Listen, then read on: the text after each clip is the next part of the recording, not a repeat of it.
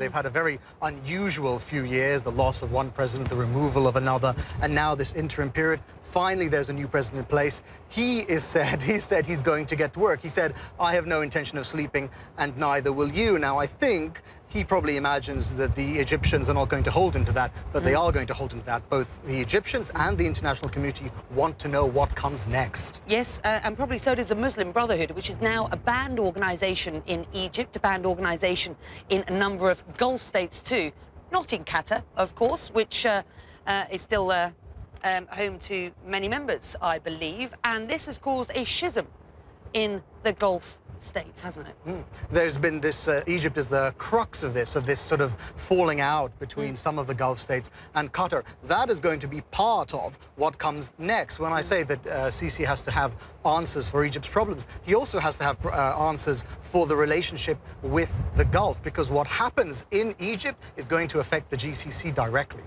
I want our viewers to have a listen to what Emile Hokayem, Senior Fellow for Regional Security at the IISS Mideast, who was in town earlier on. I caught up with him. I asked him about the changing dynamic between Egypt and the Gulf states in the new political era. This is what he told me. Have a listen.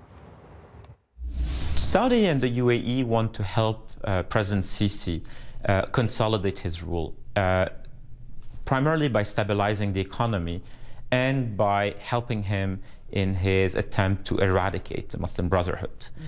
Now, these are two huge challenges. The economy is in pretty poor shape, and the danger here is that Egypt is not going to enact the reforms it needs to enact. So it will be increasingly reliant, dependent on the Gulf states, on Saudi Arabia and the UAE, who will end up having to support a country that doesn't really address the deep economic problems it faces.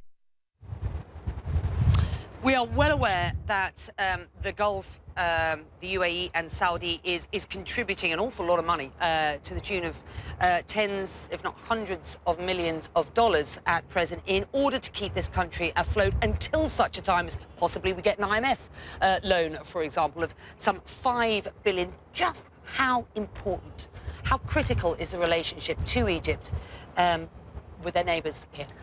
Egypt is the pivotal Arab country. It is the country that is literally too big to fail. So the Gulf states are going to pour money in to make sure that it remains stable and that, as Hokayem says, it moves forward with reforms on the economy, because that's what the Gulf states want. In the end, it is not an open checkpoint. It is not an open-ended commitment. The UAE and the Saudis and other Gulf states, as you saw with the Crown Prince of Saudi Arabia, are going to put together a package, and this is going to hold Egypt for the next few months. But Egypt has to make the reforms necessary. It has to stand on its own 2 feet.